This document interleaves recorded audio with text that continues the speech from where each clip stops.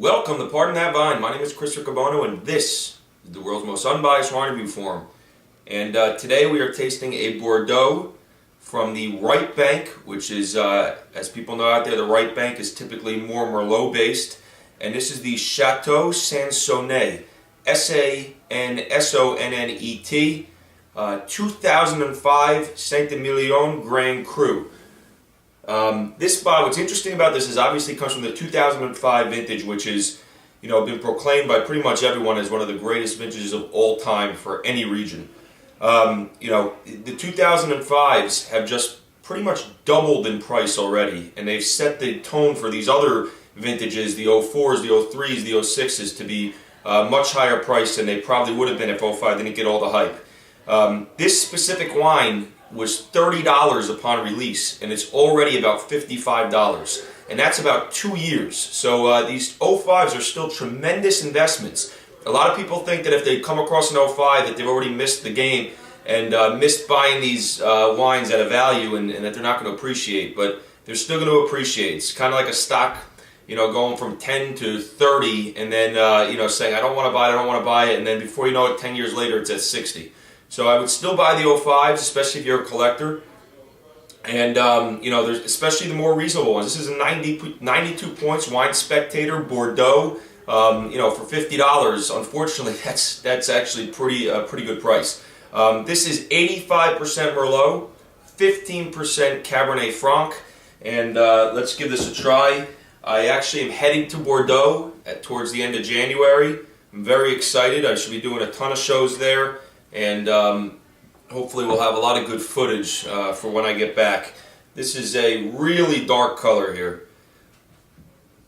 Just for the novice wine drinkers out there, in Bordeaux there's the right bank and left bank. On the right bank, typically Merlot-based wines with some Cabernet Franc, Cabernet, and on the left bank, Merlot, Cabernet-based wines. This is on average. Of course, there's some 50%, 50%, but on average, the Cabernet is going to do better on the left bank, and the Merlot is going to do better on the right bank. Anyway, really dark color. Let's give it a smell.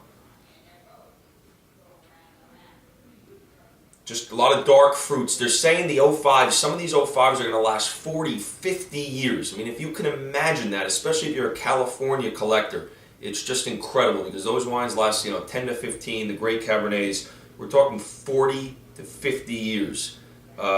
This wine, you can already tell on the nose, is very tight. I mean, I'm opening up an 05. I decanted it for an hour more just so we could have an 05 on the show here and talk a little bit about it, but it's definitely not ready. It's way too early to be drinking this. I could tell already just from the nose.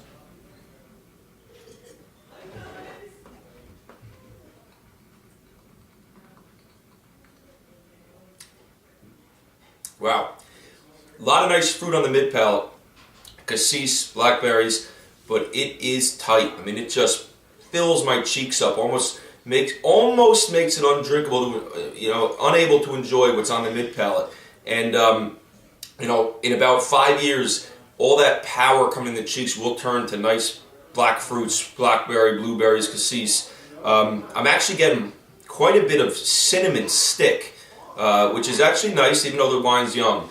This is a nice wine. I'd probably give it about an 89 plus. But it's enjoyable. It's fun to drink these 05s even early because then you can see how they change over time. So if you go buy some, make sure you buy a few bottles so you can drink one now, drink one in 5 years, drink one in 20 years.